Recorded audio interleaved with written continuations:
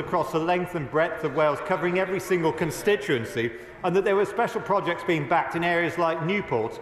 There is a investment zone in a free port in Port Talbot. Mr. Speaker, the fact of the matter is that constituencies the length and breadth of Wales have benefited from the many projects which this government has put forward. But I appreciate the honourable gentleman's concern for that project in his own constituency and suggest he might try and look at shared prosperity fund money in future.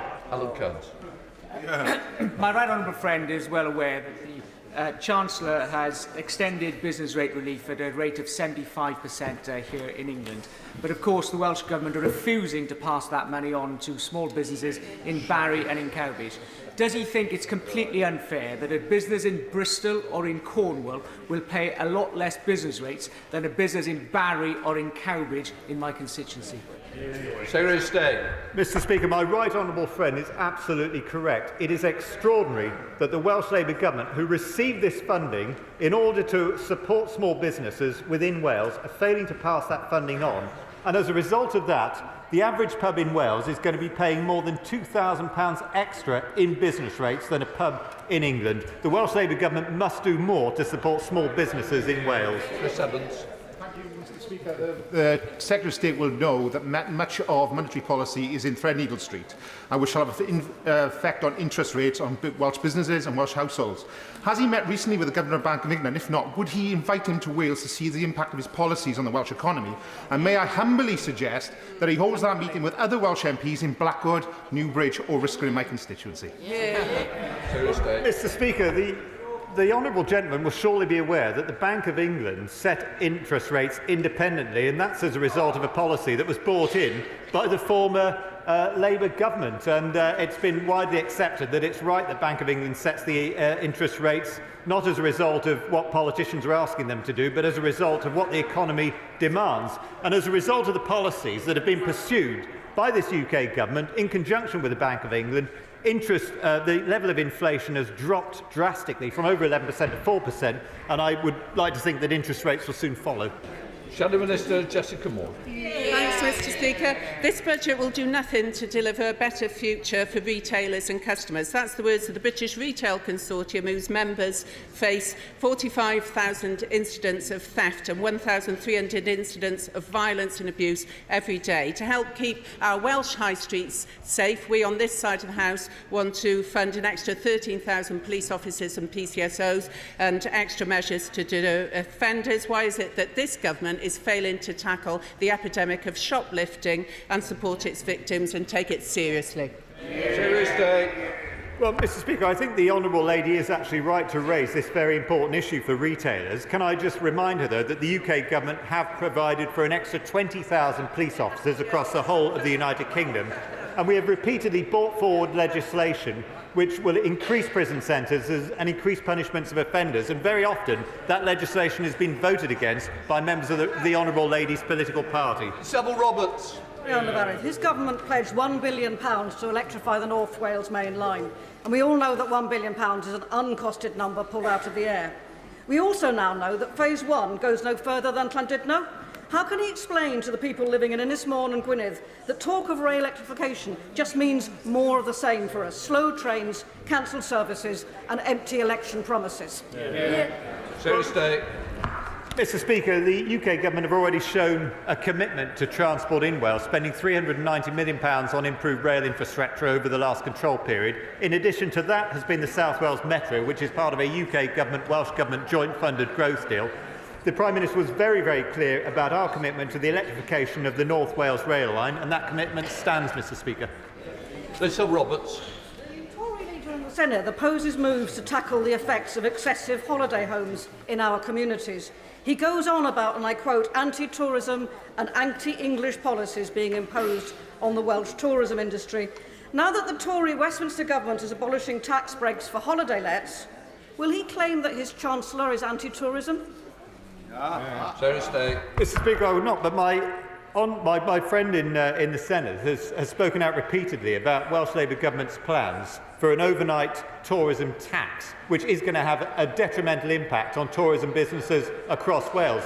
The Honourable Lady's party are in partnership with the Welsh Labour government, and if she really wants to support the Welsh tourism industry, I suggest she tells them that her members will vote against Welsh Labour's budget and prevent that tax from coming in. Jonathan Edwards. Number 3, Mr Speaker. Secretary of State. Mr Speaker, the government is committed to transforming our electricity network to reach energy security and net zero ambitions. We recently announced an ambitious electricity network package which will reduce consumer bills, bring forward £90 billion of investment over the next 10 years and allow us to harness Wales's renewable resources such as floating offshore wind in the Celtic Sea. Edwards. Mr Speaker. Pylon development for electricity transmission and distribution purposes are very controversial in the communities expected to host them. I have 4 such potential developments. In my constituency, the whole of Carmarthenshire is in uproar. Will he ask the Secretary of State for Energy Security and Net Zero to commission a study into existing technologies such as cable ploughing, which allow undergrounding at comparable cost to pylons? Secretary of State. Well, Mr Speaker, I do understand the concerns that have been raised in the Honourable Gentleman's constituency, and I appreciate he's discussed this with me previously and he is championing his constituents' concerns. I have to tell him that the information I've been given is that laying cables underground would cost £5 to £7 more, but I hear what he's saying, and if he has a presentation or something that he could forward to me, I should be absolutely delighted to make sure that DESNZ official can see that. Sir Michael Fabricant. Subject of transmission and distribution policy, is my right honourable friend aware that the Senedd has now decided to ban GB News? What's his policy on that? Secretary of State. Well, Mr Speaker, there may be a small saving in electricity by doing that. But I think it's very disappointing that the Welsh Labour government are preventing a perfectly legitimate viewpoint from being heard by members of the Senedd, who would do well to listen to people who don't always agree with everything they say. Gerard Mayo. Number 6, sir. Secretary of State, I appreciate. Mr Speaker, as my honourable friend knows, healthcare is devolved to the Welsh Government, who have received record levels of funding to deliver on their devolved responsibilities, receiving 20% more funding per person than is received for comparable services in England. And despite this extra money, over 24,000 patients in Wales have been waiting more than 2 years for treatment. The number of people waiting more than 2 years for treatment in England, with roughly 20 times the population, is around about 200. Mayo. Mr Speaker, last month in Labour's Wales, fewer than half of red calls were answered by the ambulance service within the necessary 8 minutes. Now, this is the Leader of the Opposition's blueprint for government. Does my right honourable friend agree with me that instead of campaigning for more politicians in Wales, Labour should be focusing on delivering the health services that the people of Wales thoroughly deserve? Mr Speaker, I completely agree with my honourable friend. I had to call an ambulance, a 999 call for my father-in-law at 11 o'clock one morning. It arrived at 4 o'clock the following morning. My father-in-law then had to wait for another 6 hours outside an AEE unit in the back of an ambulance, where the Welsh Labour government in the ambulance base had actually built industrial fans to waft away the diesel fumes. Mr Speaker, this is totally unacceptable. They are cutting the NHS budget in Wales by around £65 million, and yet they can find £120 million extra for more politicians in Cardiff Bay. Williams. Thank you, Mr Speaker. The Health Minister for England announced £200 million extra spending for dentistry. I asked her repeatedly, was this within the English budget or was it additional, where it would produce a ban as consequential?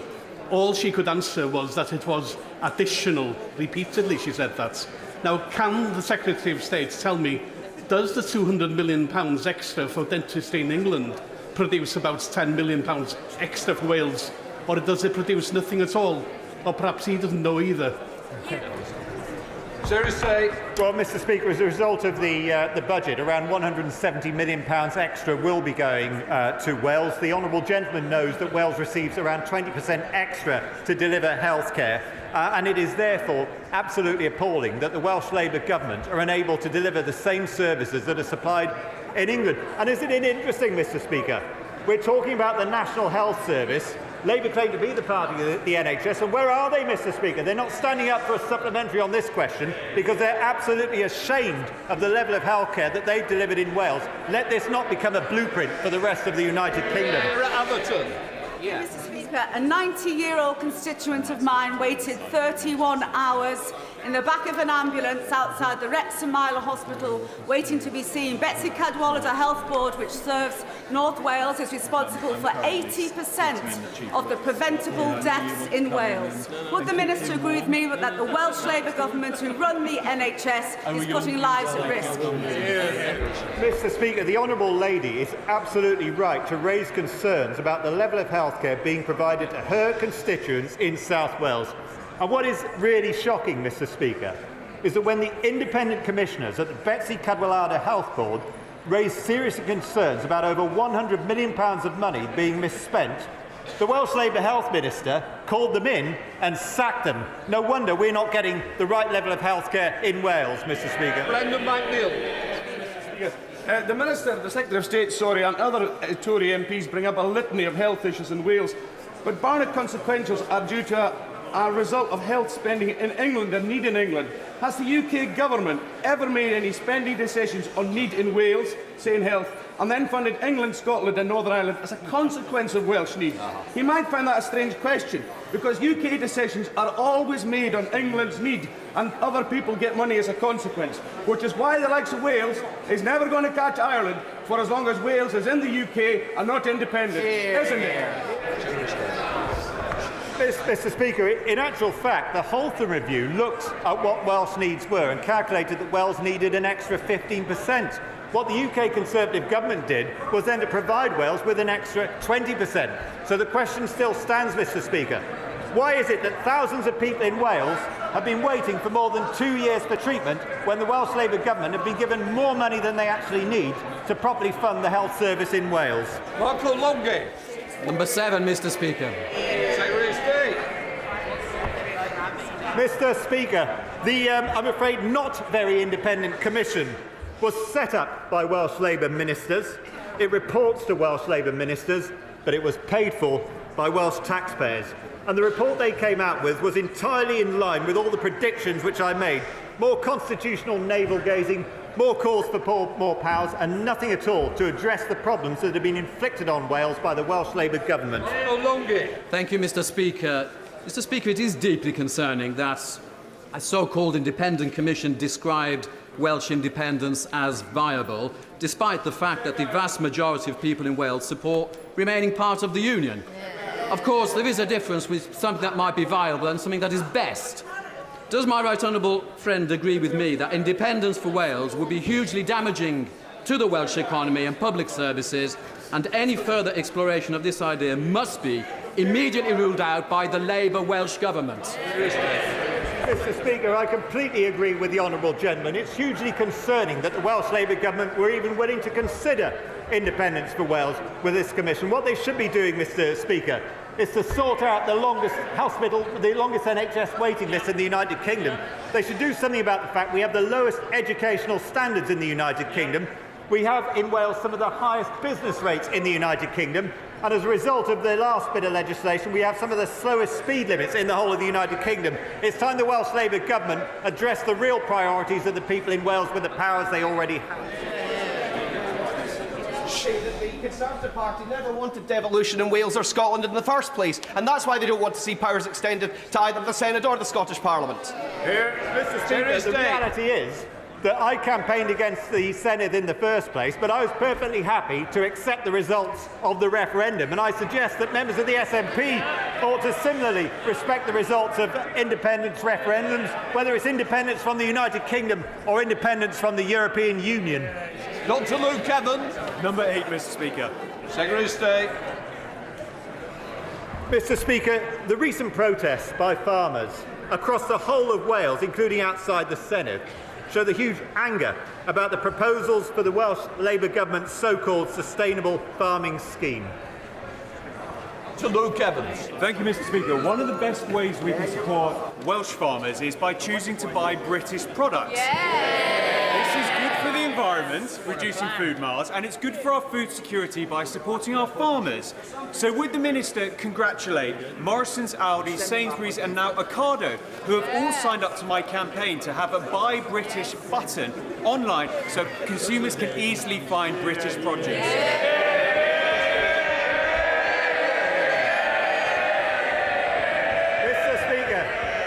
I completely agree with the honourable gentleman about buying British, although I might go one step further and suggest that we buy Welsh food wherever possible. But it's going to be a lot more difficult if Labour implement their plans to bury 10% of Welsh agricultural land under trees and to bury another 10% under ponds. Mr. Speaker, it will increase food miles, decrease food security and destroy prime agricultural land in Wales. And the Welsh Labour government need to think again. Jim Shannon, final. Mr. Speaker, the best way to support Welsh farmers and Northern Ireland farmers and Scottish farmers and English farmers is to buy British.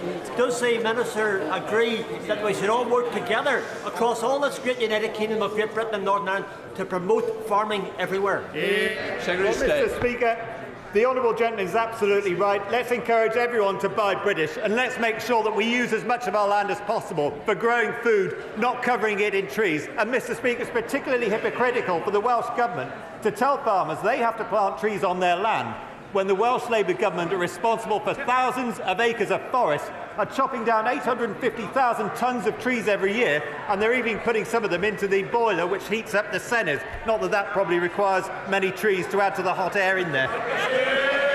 We now come to questions to Prime Minister Afzal Khan. Question number 1. Prime Minister. Mr. Speaker, the Post Office IT scandal is one of the greatest miscarriages of justice, and I'm determined that the victims get the justice and redress that they deserve. Today, we're introducing legislation to quash convictions resulting from this scandal. The Department for Business and Trade will be responsible for the new redress scheme, and we're widening access to the optional £75,000 payment. Hundreds of innocent sub-postmasters have fought long and hard for justice. With this bill, we will deliver it. Meetings with ministerial colleagues and others. In addition to my duties in this House, I shall have further such meetings later today. Afzal Khan. Mr. Speaker, despite serious opposition from the Archbishop of Canterbury, 3 former Home Secretaries and 3 government advisers on anti-Semitism, social cohesion and on political violence, the levelling up secretary is due to widen the definition of extremism tomorrow. Whilst on the benches opposite, members peddle far-right conspiracy theories about Islamists and Muslims taking over Britain. Shouldn't the Prime Minister's priority be getting his own house in order and stepping out extremism, racism and Islamophobia from within his Conservative Party? And will the Prime Minister finally take Islamophobia seriously and agree to the definition? Minister. Mr. Speaker, discrimination has no place in our society. And it's important to distinguish between strongly felt political debate on one hand and unacceptable acts of abuse, intimidation and violence on the other. I would urge him to wait for the details of the strategy. It's a sensitive matter, but it's one that we must tackle because there has been a rise in extremists who are trying to hijack our democracy. That must be confronted. And he talks about peddling conspiracy theories. I would just point him in the direction of his previous Labour candidate in Rochdale.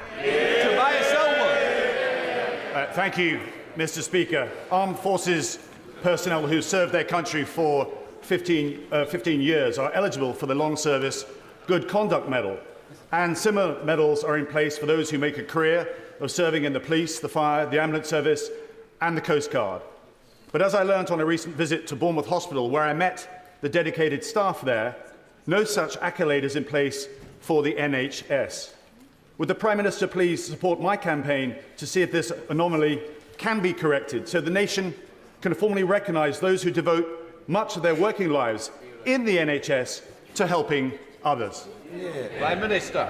My honourable friend is right that our incredible NHS staff deserve our utmost thanks for their service, and I'm pleased that many NHS organisations, as he knows, have their own schemes in place to do that. We also, of course, recognise NHS staff who are outstanding through our honours system, and MPs are able to acknowledge their work through the NHS Parliamentary Awards, and nominations remain open for that, and I would encourage colleagues to avail themselves of it. But I will make sure that he gets to meet the Secretary of State to discuss his specific proposals further. We now come to the Leader of the Opposition, Keir Starmer. Thank you, Mr. Speaker. Can I welcome the legislation on the Post Office scandal? Mr. Speaker, this week we lost the formidable Tommy McAvoy. He served his hometown of Rutherglen and the Labour government with loyalty and good humour, and we send our deepest sympathies to his wife, Eleanor, and their family. We also learned that the Right Honourable Member for Maidenhead will be taking her well-deserved retirement. She has served this House and her constituents with a real sense of duty, and her unwavering commitment to ending modern slavery is commended by all of us. We thank her for her service. Is the Prime Minister proud to be bankrolled by someone using racist and misogynist language when he says the member for Hackney North and Stoke Newington makes you want to hate all black women? Mr. Speaker, the alleged comments were wrong, they were racist, and he has now, as I said, the comments were wrong, they were racist. He has rightly apologised for them, and that remorse should be accepted, Mr. Speaker. There is no place for racism in Britain, and the government that I lead is living proof of that. Mr. Speaker, the man bankrolling the Prime Minister also said that the member for Hackney North should be shot. How low would he have to sink? What racist, woman-hating threat of violence would he have to make before the Prime Minister plucked up the courage to hand back the £10 million that he's taken from him? Mr. Speaker, as I said, the gentleman apologised genuinely for his comments, and that remorse should be accepted. But he talks about language. He might want to reflect on the double standards of his deputy leader, calling her opponent scum, Mr. Speaker. His shadow foreign secretary, the shadow foreign secretary, comparing Conservatives to Nazis, Mr. Speaker, and the man that he wanted to make Chancellor. The man that he wanted to make Chancellor talking about lynching a female minister. His silence on that speaks volumes. Mr. Speaker, the difference is he's scared of his party. I've changed my party. And Mr. Speaker.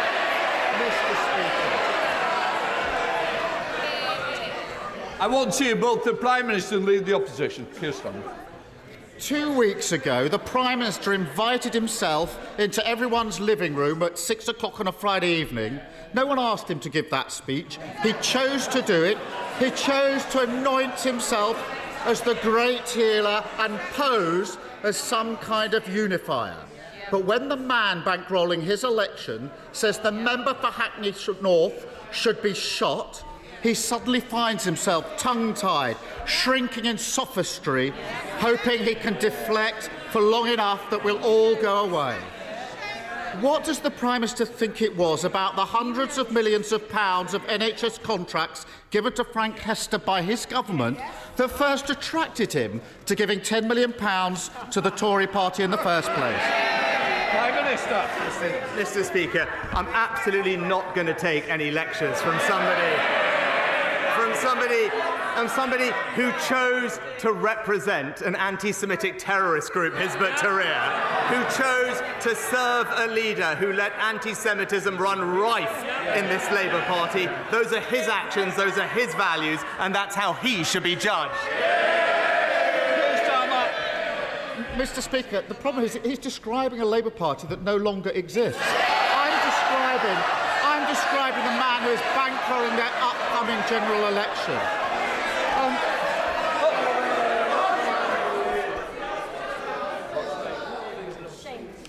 Keir Starmer.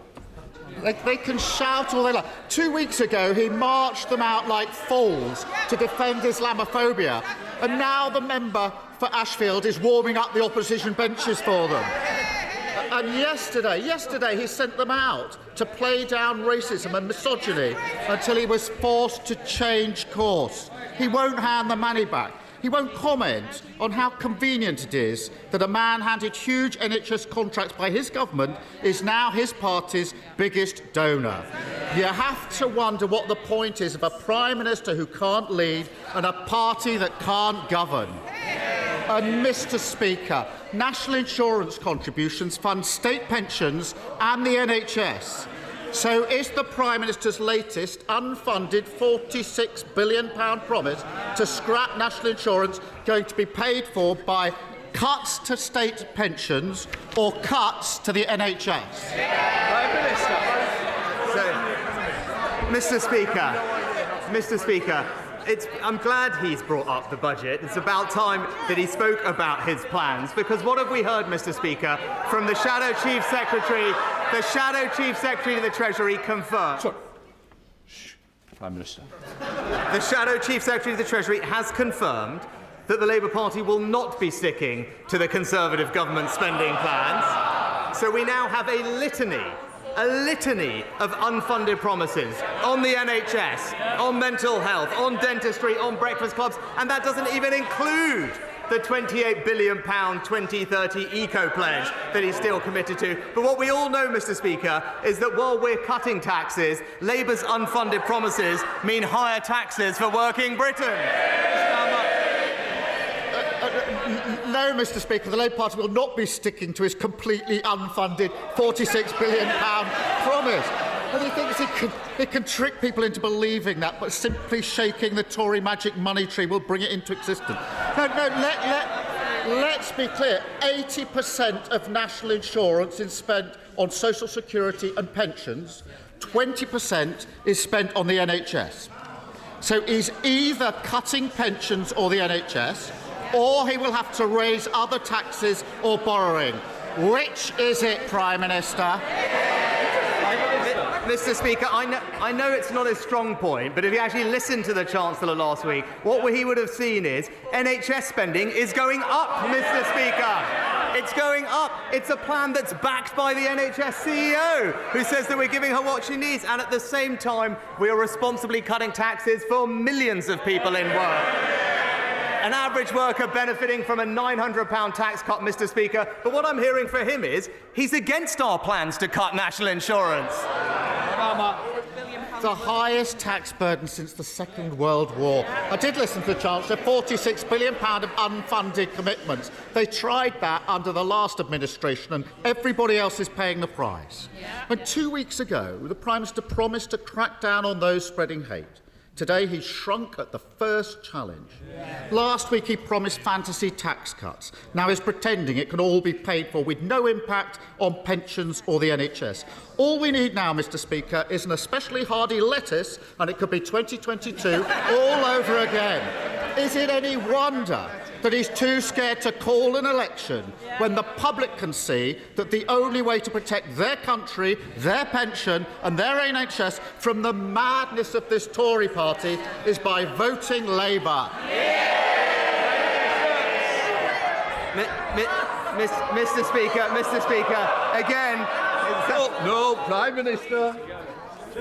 Mr. Speaker, he talks about pensions. Pensions are going up by around £900 in this year. It's this government that's protected the triple lock for the last 10 years. He talks about supporting working people. It's this government that's cutting taxes for every single person in work, Mr. Speaker. It's this government that's investing in the NHS, but all we have from him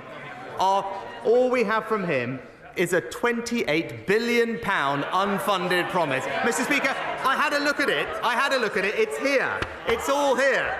Making Britain a clean energy superpower. He's still stuck to it, Mr. Speaker. And if you look through it carefully, there's billions in spending he's already committed to Scotland, billions for Wales. There's actually money for North London too, I notice. But the problem is,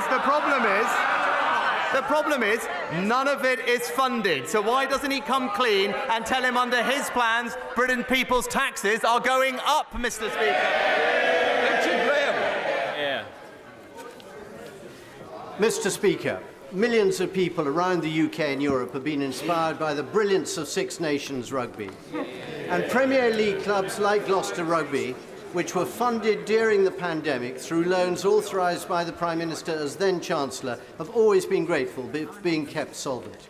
But the Prime Minister will also know that the finances of some of these clubs are fragile and that the current loan repayment schemes could be crippling. So will my right honourable friend ask the Sports Minister and the Treasury to try and find a solution through this so that taxpayer interests are protected and all of us can go on being inspired by top-class rugby for years to come? Mr. Speaker, my honourable friend is absolutely right that we stepped in with a £150 million financial lifeline to ensure the survival of Premiership rugby league clubs during the pandemic. And I am told that DCMS is working with Sport England as the agent to talk to borrowers with concerns about their loan agreements, and any ones that do have concerns should contact Sport England in the normal way. But I can also proudly tell him that we are talking to the Rugby Football Union and the Premiership League to secure not just the future of rugby union, but also his local Gloucester Rugby. We come to the leader of the SNP, Stephen Flynn. Thank you, Mr. Speaker, and I wish to begin by wishing Ramadan Mubarak to Muslims across these aisles. Mr. Speaker, the Conservative Party have accepted a £10 million donation from an individual who has said that one of our parliamentary colleagues in this chamber should be shot. Why is the Prime Minister of the United Kingdom putting money before morals? Prime Minister. Mr. Speaker, as I said, the comments were wrong. The gentleman in question has apologised for them, and that remorse should be accepted. Stephen Flynn. This is complete rubbish. The gentleman in question apologised for being rude. He wasn't rude, he was racist, he was odious, and he was downright bloody dangerous. Now, on Monday, the number 10 said, we've seen an unacceptable rise in extremist activity which is seeking to divide our society and hijack our democratic institutions. Isn't it extremism that we should all be worried about? The views of those Tory donors that we've read about this week. Prime Minister. No, Mr. Speaker. There has actually been a rise in extremist activity that is seeking to hijack our democratic institutions. It's important. It is important that we have the tools to tackle this threat. That's what the extremism strategy will do, and I would urge him to wait for the Community Secretary to release the details. Will Quins. Thank you, Mr. Speaker. Sub-postmasters across the country will welcome the government's announcement today on the introduction of legislation to overturn the convictions of those who were wrongly convicted. But can my right honourable friend reassure this House that that legislation will be passed as quickly as possible, and we will support all sub-postmasters right across our United Kingdom? Prime Minister. Well, Mr. Speaker, as I said, I want to pay tribute to all postmasters who have campaigned tirelessly for justice, including those who tragically won't see the justice that they deserve. Today's legislation marks an important step in finally clearing their names, and across this House we owe it to them to progress this legislation as soon as possible before summer recess so that we can deliver the justice that they have fought for. We're continuing to work with our counterparts in Scotland and Northern Ireland as they develop their plans, but regardless of where and how convictions are quashed, redress will be paid to victims across the whole of our United Kingdom on exactly the same basis. And David. Thank you, Mr. Speaker. The future of children's cancer services. And David. Thank you, Mr. Speaker.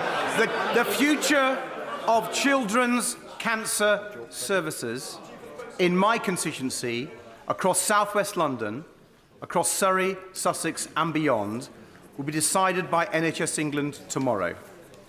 The existing service is world-leading and has saved the lives of countless children.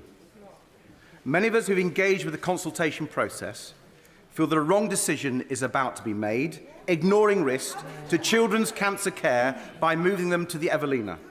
If the Evelina is chosen tomorrow, will the Prime Minister personally intervene and delay any final decision until he's met with myself and concerned MPs across the House so he can prevent these risks to our children's cancer services? Minister. Well, Mr. Speaker, as the honourable gentleman knows, decisions about clinical provision are rightly made by clinicians in local areas across the country. More generally, we're investing in more oncologists, radiologists and community diagnostic centres, which are contributing to cancer treatment being at record levels, but I will, of course, ensure that he and colleagues get a meeting with the Secretary of State. Thank you, Mr. Speaker. Radical Islamists pose a serious threat to our nation's security. And I agree with my right honourable friend that we must urgently address this. But reports that the government wishes to broaden the definition of extremism are concerning because in separating the definition of extremism from actual violence and harm, we may criminalise people with a wide range of legitimate views and have a chilling effect on free speech.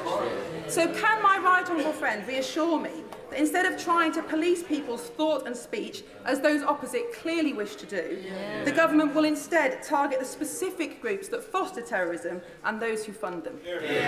Prime Minister. My honourable friend makes a good point, and that's why the strategy that I would urge her to wait for will, I think, be one that she can support, because it is our duty to make sure the government has the tools to tackle the threat that she rightly identifies and highlights. And this is absolutely not about silencing those with private and peaceful beliefs, nor will it impact free speech, which we on this side of the House will always strive to protect. Thank you, Mr. Speaker. Children deserve the right to breathe clean air. Yes. However, many schools are in areas with high levels of air pollution. Sadiq Khan, the Mayor of London, has announced...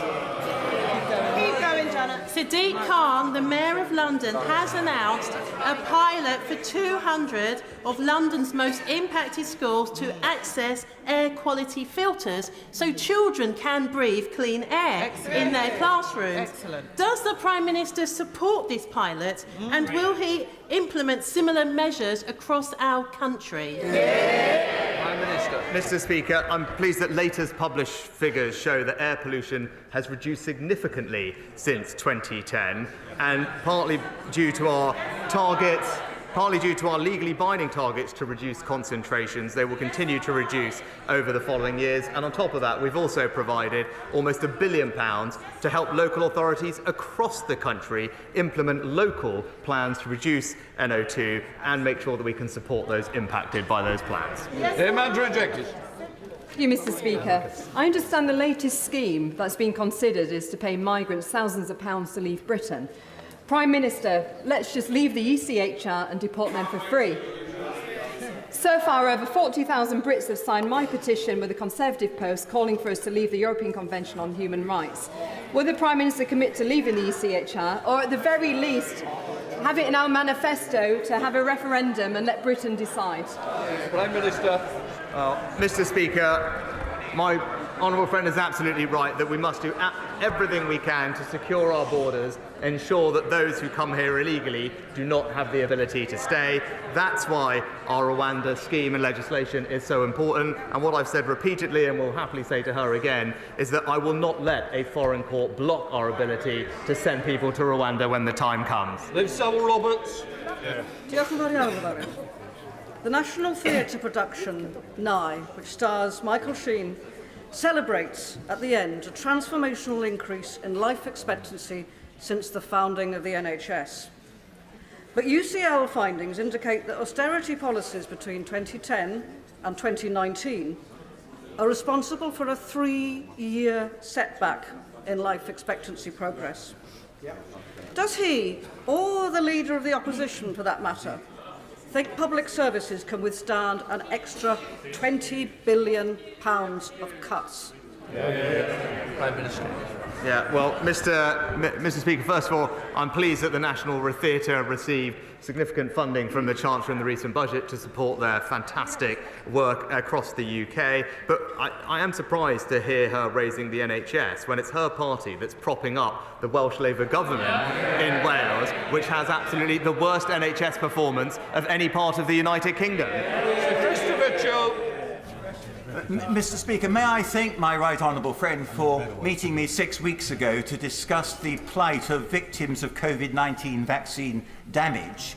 And may I ask him, following that discussion and his very sympathetic response during the GB People's Forum to Mr. John Watt, who himself is a victim of COVID-19 vaccine damage, whether the government will be supporting my COVID-19 vaccine payments bill this Friday.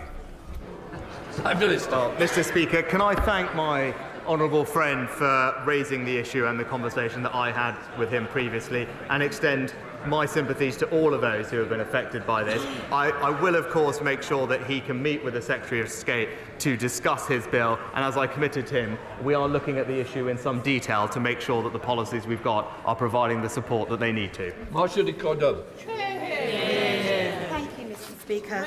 The Prime Minister stood outside Downing Street saying that he wanted to root out hate and extremism. Can you imagine? Yet it shamefully took him more than 24 hours to finally say the remarks by the Tories' biggest donor that looking at the Right Honourable Member for Hackney North and Stoke Newington makes you want to hate all black women were indeed racist. In November, the Prime Minister accepted a non-cash donation to the tune of £15,000 from Frank Hester for the use of his helicopter. So will he reimburse him, yes or no? No, Mr. Speaker, and I'm pleased that the gentleman is supporting a party that represents one of the most diverse governments in this country's history, led by this country's first British Asian Prime Minister. Thank you very much, Mr. Speaker. Later today, I look forward to voting for a tax cut for thousands of my constituents, a national insurance tax cut that will mean £900 off the tax bill for thousands of my constituents. After listening to the rhetoric from the leader of the opposition today, does the Prime Minister expect that the main opposition party will vote against this afternoon's tax cuts?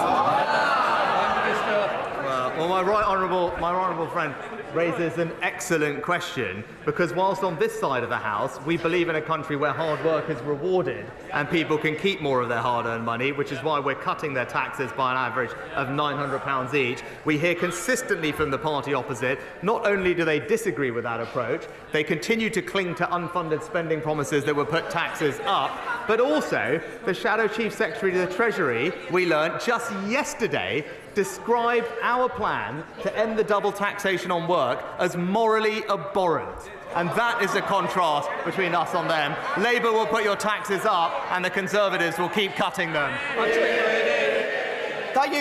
Thank you, Mr. Speaker. Many of his backbenchers, and now it seems the Prime Minister himself, have taken to referring to the European Court of Human Rights as a foreign court, as if there's something inherently wrong with things being foreign or people being foreign. In what way can a court that the UK has belonged to since 1953, which has an Irish president and a UK justice with an LLB from Dundee, be considered foreign? I think the House needs to hear the Prime Minister commit today to the UK's continued membership of a court and a convention which protected our rights and freedoms for over 70 years. Mr. Speaker, when it comes to the issue of tackling illegal migration, when Parliament expresses a clear view on what it believes should happen, supports that with legislation, and that we believe we are acting in accordance with all our international obligations, I've been very clear that I will not let a foreign court stop us from sending illegal migrants to Rwanda. That is the right policy, and in fact the only way to ensure security of our borders and end the unfairness of illegal migration. As a general election is not just a mere expression of opinion, but a serious choice, will my right honourable friend agree that there is only one potential party of government that has the will, the inclination and the determination to stop mass illegal and legal migration, and that is the Conservative Party? Let's unite our movement and do that! I agree with my honourable friend entirely. And we know this because not only has the honourable gentleman opposite opposed the scheme, he's been clear that even when the scheme is implemented and working, he would still scrap it, Mr. Speaker, which tells you everything you need to know. On this issue, their values are simply not those of the British people. There's only one party that's going to stop the boats. It's the Conservative Party. Thank Thank you very much, Mr Speaker. Under this Conservative government's watch, Thames Water have dumped over 72 billion litres of sewage into London's rivers, all whilst racking up multi-billion-pound debts. And reports are now that they could go bust any day. Despite this, the government is still refusing to publish their contingency plans for the collapse of our country's biggest water firm. So, yes or no, does the Prime Minister believe that Thames Water will still exist by the end of the year? Prime Minister. Yeah, well, Mr Speaker, it wouldn't be right for me to comment on individual companies, but what I can say is that our ambitious storm overflow reduction plan is backed by £60 billion of capital investment. We now monitor every single storm overflow across England and have legislated to introduce unlimited penalties on water companies that breach their obligations. The independent regulator and the Environment Agency have the powers they need to hold water companies wherever they are to account. Natalie Elphie. Thank you, Mr Speaker. Later this year, a new digital EU border system will come in, and yet key changes that are required, key details, have still not been decided by the EU. There are urgent decisions that are needed on additional funding and preparation to keep Dover clear and Kent moving through with its traffic. Can my right honourable friend, the Prime Minister, assure me that this issue is being taken seriously at the highest levels of government and that funding and support will be made available to keep Dover clear, support the residents of Dover and Deal and Kent, and to secure our vital cross-channel trade and tourism?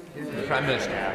No, one of my friends is right to raise this issue, and I can assure her that it is being discussed at the highest levels of government between UK ministers and EU and French counterparts to make sure that we have practical and constructive solutions that will ease the flow of traffic in the way that she describes and will benefit her local communities.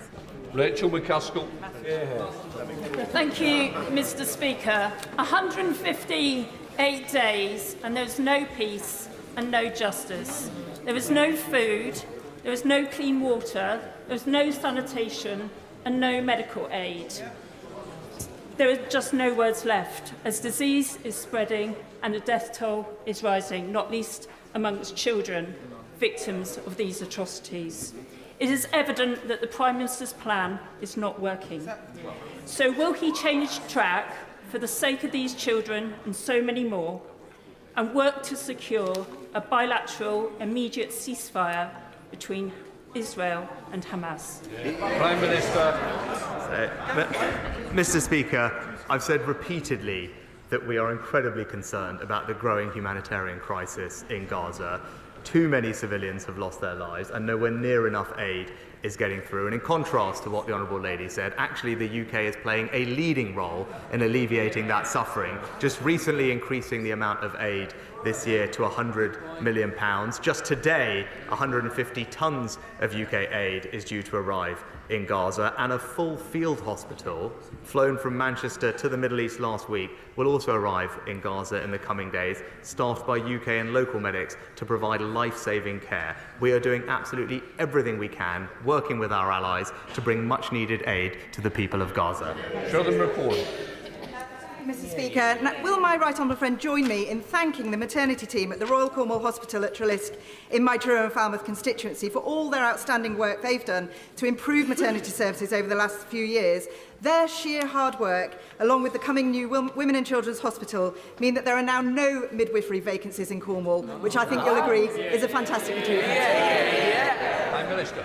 Well, can I thank my honourable friend for highlighting the improvement in maternity services at the Royal Cornwall, and she in particular is a tireless campaigner for reducing baby loss, and I commend her for her recent work on the introduction of baby loss certificates. And as she knows, we are committed to a new Women and Children's Hospital for my honourable friend's local trust in 2030 as part of the new hospital programme. Sarah Dyke. Thank you, Mr Speaker. My constituents in Somerton and Frome, working together with the Langport Transport Group, submitted a robust strategic business case to the government in July 2022 for the reopening of a train station in the Somerton and Langport area, a train station that would connect over 50 250,000 people to the rail network, boost the local economy and support local people to reduce their reliance on their cars. Almost 2 years on, they are still waiting for a response. So does the Prime Minister support this project, and can he provide confidence to my constituents that their hard work to drive this vital project forward has not been futile? Prime Minister. Well, Mr. Speaker, Conservatives in the South West are rightly championing the reopen of local stations, and actually recently Clumpton and Wellington will be one of the places that receives funding as a result of our decision on HS2. But it's because of that decision that we now have freed up billions of pounds of funding to invest in local transport across the country, and it will be local leaders that will be put in charge of that money to prioritise their local needs. Final question, Mark Francois.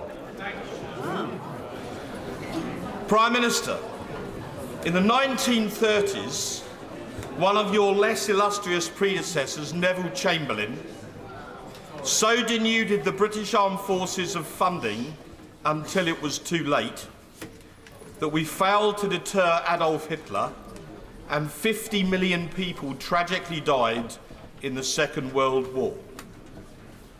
Russia has invaded Ukraine. China is threatening Taiwan. British shipping is being attacked by Houthis in the Red Sea. As the son of a D-Day veteran, could you please assure me and the House of Commons we are not going to forget the lessons of history and make the same mistake again? Prime Minister. Well, can I thank my honourable friend for his tireless campaigning for our armed forces, and he's right to champion them and the role that they play. And I agree with him wholeheartedly that sadly the world that we are living in is becoming both more challenging strategically and more dangerous, and in response to those challenges we must invest more in our armed forces. That is exactly what we are doing, with the largest uplift since the Cold War, and recently topped up with billions of pounds to strengthen our nuclear enterprise and rebuild stockpiles. He rightly mentioned the threat posed by the Houthis and Russia and Ukraine, and I know that he will be proud of the role that the United Kingdom is playing in both of those situations. We are respected and valued by our allies, but most importantly, we on this side of the House will do whatever it takes to keep our country safe. That completes Prime Minister's questions.